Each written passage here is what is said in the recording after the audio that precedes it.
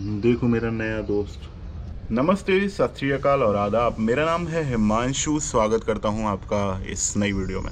आज की वीडियो में आप मेरे को मेरे म्यूज़िक स्टूडियो से बाहर देख रहे हो, जिसका कि एक कारण है क्योंकि मैं अपने घर में एक फंक्शन में आया हुआ हूं जयपुर में। तो ये वीडियो मैं जयपुर से शूट कर रहा हूं। दोस्तों, मेरे पास इस वीडियो को बनाने का कोई आइडिया नहीं था, लेकिन कल ही मेरे एक वीडियो पर एक कमेंट आया कि भाई मेरे खुद के बनाए हुए सॉन्ग पर एक कॉपीराइट स्ट्राइक आ गई है। मेरे को नहीं पता वो किसने भेजी है, लेकिन आ गई है, मेरी हेल्प करो। मेरे पास जनरली इंस्टाग्राम पर ऐसे मैसेज की बाढ़ आती रहती है। बहुत ज़्यादा भीड़ है उस टाइप के मैसेज की कि आपके बनाए हुए सॉन्ग पर किसी ने और ने कॉपीराइट स्ट्राइक आपको भेज दी है। मेरे को खुद को इस बात से एक रिलेशन महसूस होता है आप लोगों के साथ, क्योंकि मैं भी एक म्यूज़िक प्रोड्यूसर हूँ और ऐसा मेरे साथ भी होता है, लेकिन मैं इन चीज़ों से डरता नहीं हूँ। तो आज मैं आपको आज की वीडियो में ये गाइड करने वाला हूँ कि आपको क्या स्टेप्स लेने चाहिए अगर आपके सॉन्ग पर किसी और ने कॉपीराइट स्ट्राइक भेज दी है। तो इस वीडियो में बने रहिए। चलिए शुरू करते हैं। दोस्तों, एक चीज़ और बीच में शेयर करना चाहता हूँ, अभी ये इस टॉपिक से अलग है। आप अगर मेरे बालों को देख रहे हो तो मैं काफ़ी दिनों पहले, मतलब 6 महीने पहले, मैं हेयर फॉल से काफ़ी ज़्यादा परेशान था। लेकिन मैं यहाँ पर किसी का ऐड नहीं कर रहा हूँ क्योंकि मैंने किसी की सर्विसेज भी यूज़ नहीं करी हैं। लेकिन अभी मैंने कुछ महीनों से अपने बालों में रीग्रोथ देखना चालू किया है। तो आप देख सकते हो, पहले की वीडियो अगर आप नहीं देखोगे और अब की वीडियो आप देखोगे तो काफ़ी सारी रीग्रोथ मेरे को देखने को मिल रही है। बहुत सारे मेरे बालों की डेंसिटी बढ़ गई है, तो मेरे को बहुत खुशी हो रही है। मैंने किसी भी ब्रांड का कुछ ऐसा प्रोडक्ट यूज़ नहीं किया है। हाँ, मैंने कुछ दवाइयाँ और वो यूज़ करी हैं, लेकिन अगर आपको भी जानना हो इसके ऊपर कि मैंने किस तरीके से अपने बालों को रीग्रो किया है तो इस पर मैं वीडियो बनाऊं तो आप मेरे को बताना। ये टॉपिक से अलग थी, लेकिन मैं आप लोगों को, क्योंकि खुशी थी अंदर से कि कोई चीज़ दोबारा मैंने गेन करी है जो खोदी थी, तो कॉन्फिडेंस भी आता है, तो मैं आप लोगों को वो बताना चाह रहा था। तो ये चीज़ हुई है। चलिए अब हम अपने टॉपिक पर आते हैं। देखो, एज ए म्यूज़िक प्रोड्यूसर मैं जानता हूँ कि एक सॉन्ग को बनाने में कितना टाइम लगता है। एक सॉन्ग को बनाने में कम से कम 3-4 घंटे से लेकर 1 महीना 2 महीना इतना ज़्यादा टाइम लगता है। और मैं रिलेट भी कर सकता हूँ कि जब हमारी एक मेहनत को कोई और हमसे छीन ले, चोरी कर ले। कई बार तो ऐसा होता है कि लोग बिना क्रेडिट दिए हमारे गाने को यूज़ कर लेते हैं। मैं तो वहाँ तक भी अलाउ कर देता हूँ कभी कभी, है ना। लेकिन कई बार ऐसा हो जाता है कि यार हमारे गाने को ही उन्होंने कंटेंट आईडी जनरेट करवा के कॉपीराइट करवा लिया। तो यार ये बहुत बड़ी प्रॉब्लम हो जाती है, क्योंकि इससे क्या होता है कि हमारा गाना यूट्यूब में, फेसबुक में, इंस्टाग्राम में जहाँ भी कहीं यूज़ होगा तो उसकी जो रॉयल्टी जनरेट होगी वो जिसने कंटेंट आईडी जनरेट करवा रखी है उसके पास जाएगी। पहले तो मैं इस सिस्टम को ही ख़राब मानता हूँ। क्यों? क्योंकि यार बिना किसी ऑथराइजेशन के किसी को अलाउ नहीं होना चाहिए कि आप उनके सॉन्ग को कंटेंट आईडी जनरेट करवा लो। ऐसा नहीं होना चाहिए, लेकिन फिर भी लोग करवा लेते हैं। यूट्यूब भी इसमें कोई सपोर्ट नहीं करता। यूट्यूब कहता है कि आप लीगली क्लेम कीजिए इसको और उसके बाद आप रिपोर्ट फाइल कीजिए, लेकिन यूट्यूब की तरफ से आपको ऐसा कोई सपोर्ट नहीं मिलेगा, एक्सक्लूसिव सपोर्ट कि ये सॉन्ग आपका है तो यूट्यूब देखे उसको। यूट्यूब बोलेगा कि आप जो जिसने सॉन्ग को अपलोड किया है उससे कांटेक्ट कीजिए। तो ये बहुत ही ज़्यादा टिपिकल प्रोसेस हो जाता है। अब मैं आपको बताता हूँ, देखो मैं ऐसी चीज़ों से कैसे डील करता हूँ। ये बिल्कुल सरल तरीका है और यही तरीका है जिससे आप डील कर सकते हो। तो जनरली सपोज़ करो मैंने एक सॉन्ग बनाया, मैंने प्यार किया बाय हिमांशु। ये एक सॉन्ग का हम नाम रख लेते हैं, ठीक है। मैंने वो सॉन्ग अपने चैनल पर अपलोड कर दिया और मेरे को बस सॉन्ग अपलोड करने का, क्योंकि मैं एक आर्टिस्ट हूँ, मेरे को सॉन्ग अपलोड करने का शौक़ है। मैंने कंटेंट आईडी जनरेट नहीं करवा रखी, मेरे को टेक्निकल टर्म्स के बारे में पता नहीं है। सडनली ऐसा होता है कि मेरे पास एक कॉपीराइट स्ट्राइक आ जाती है कि we found something that matches with someone else song, और ये आ गया, उसका नाम लिखा गया। अब आपने वो सॉन्ग सुन के देखा, यूट्यूब पर सर्च करके देखा उसके नाम से, तो पता चला कि ये तो गलत है, ये सॉन्ग तो मेरा ही है, इसने कैसे अपलोड कर दिया। सेम चीज़ मेरे साथ भी हो चुकी है कई बार, एक बार नहीं कई बार। तो ऐसे में आपको करना क्या चाहिए, आपको आपकी जो यूट्यूब में जो कॉपीराइट स्ट्राइक आई है या क्लेम आया है उसकी आपको डिटेल्स में जाना चाहिए। तो उसमें आपको अपलोडर का नाम दिखेगा, उस आर्टिस्ट का नाम दिखेगा जिसके नाम से आपका सॉन्ग रजिस्टर है, जिस कंपनी के थ्रू रजिस्टर है।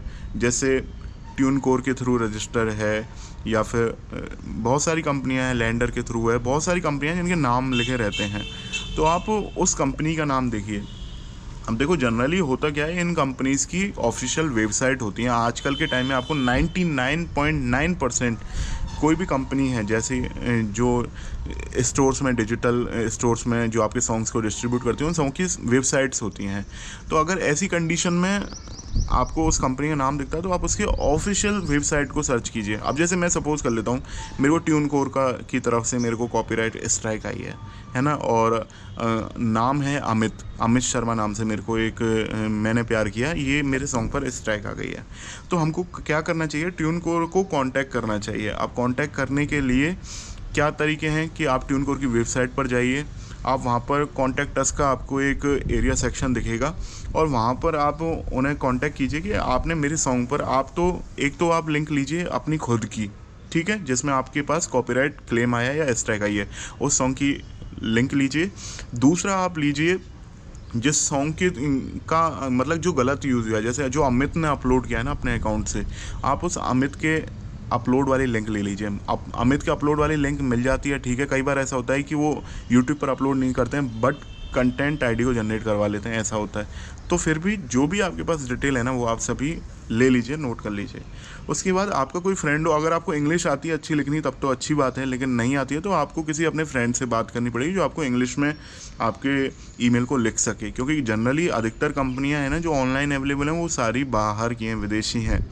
तो कई बार आपको जैसे ट्यूनकोर से आई है तो आप ट्यूनकोर के कॉन्टैक्ट वाले सेक्शन में जाइए, कॉन्टैक्ट अस वाले में, वहाँ पर आपको उनका या तो एक फॉर्म ओपन हो जाएगा, है ना, उसमें आपको अपनी ईमेल आईडी एंटर करनी पड़ेगी और आपको अपना सब्जेक्ट है वो डालना पड़ेगा और आपका जो डिस्क्रिप्शन है ईमेल का वो डालना पड़ेगा। तो वहाँ या तो ये हो सकता है, या फिर आपको अगर कॉन्टैक्ट अस में नहीं मिलता है, ये भी कंडीशन आ सकती है कॉन्टैक्ट अस में नहीं मिल रहा है, तो आपको ट्विटर पर जाना चाहिए। ट्विटर पर उस कंपनी का जो ऑफिशियल एड्रेस है ना, उनसे कांटेक्ट करना चाहिए, और ऑफिशियल हैंडल है, ट्विटर हैंडल है जो, उनसे कांटेक्ट करना चाहिए। तो ट्यूनकोर का अगर सपोज करिए मेरे को कॉन्टैक्ट अस वाला सेक्शन नहीं दिख रहा है तो मैं ट्विटर पर जाऊँगा और ट्यूनकोर को सर्च करूँगा, और यहाँ पर भी उनका ऑफिशियल जो भी हैंडल है उसको मैं कांटेक्ट करूँगा, वहाँ पर ट्वीट करूँगा, सेम थिंग।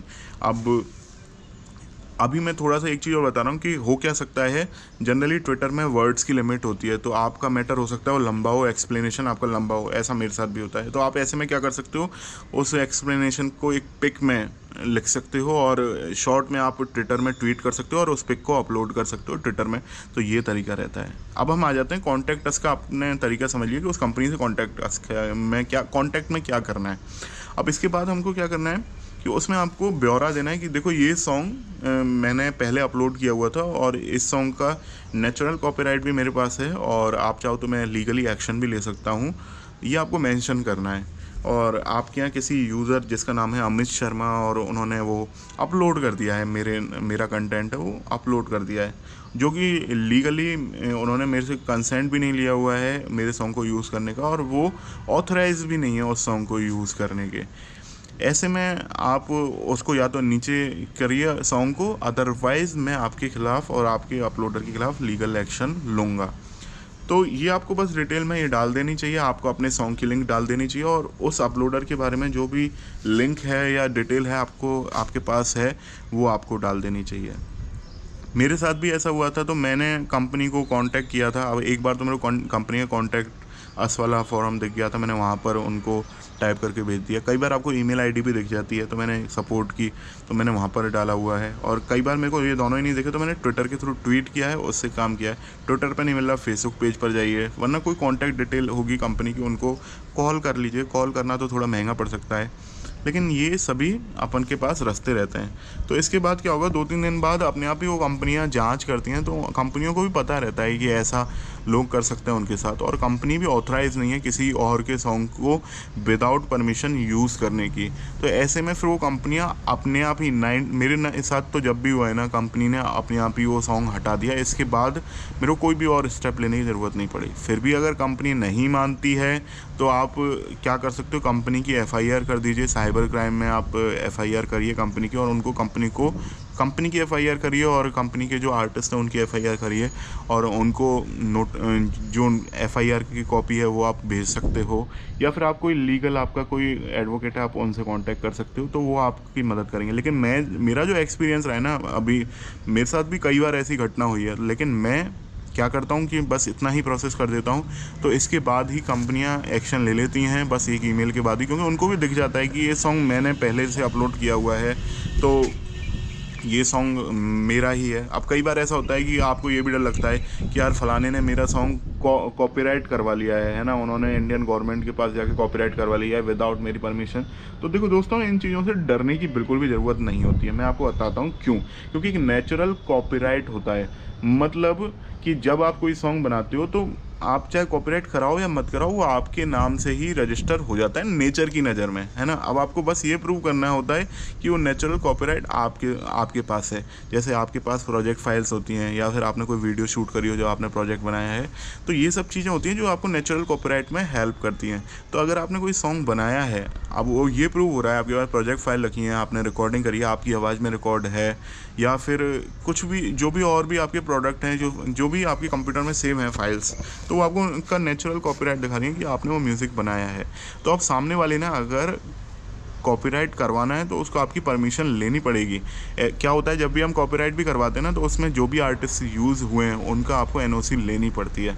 ठीक है, अब आपने प्रूव कर दिया कि ये सॉन्ग का म्यूज़िक आपने बनाया है, कॉम्पोजिशन आपने करी है, या लिरिक्स आपने लिखी है, ठीक है। तो सामने वाले ने भी जब कॉपीराइट करवाया होगा तो उसने आपसे NOC ली होगी, ऐसा गवर्नमेंट सोचती है। लेकिन वहाँ पर नहीं ली, तो ऐसे में क्या होता है, वो कॉपीराइट फेल हो जाता है और वो रिजेक्ट हो जाता है। तो आप लीगली एक्शन भी ले सकते हो, आपको ऐसा कोई डरने की ज़रूरत नहीं है। मैं तो बिल्कुल नहीं डरता, और कि सामने वाला मेरे सॉन्ग को कॉपीराइट करवा ले, मैं बिल्कुल भी नहीं डरता। तो ये सब तरीके होते हैं। और भी कोई चीज़ रह रही है क्या इसमें मैं जो आपको बता सकता हूँ?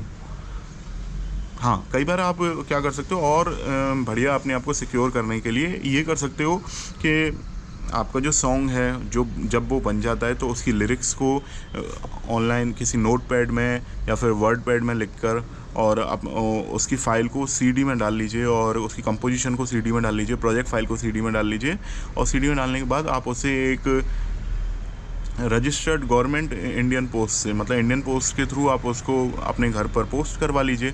उस CD को आपको अच्छे तरीके से पैक करना है, बिल्कुल सील पैक होनी चाहिए। ऐसा नहीं लगे कि आपने दोबारा ओपन करके, मतलब रिसीव होने के बाद, पोस्ट को रिसीव होने के बाद आपने दोबारा उसको ओपन करके उसमें कुछ डाला है, ऐसा नहीं दिखना चाहिए।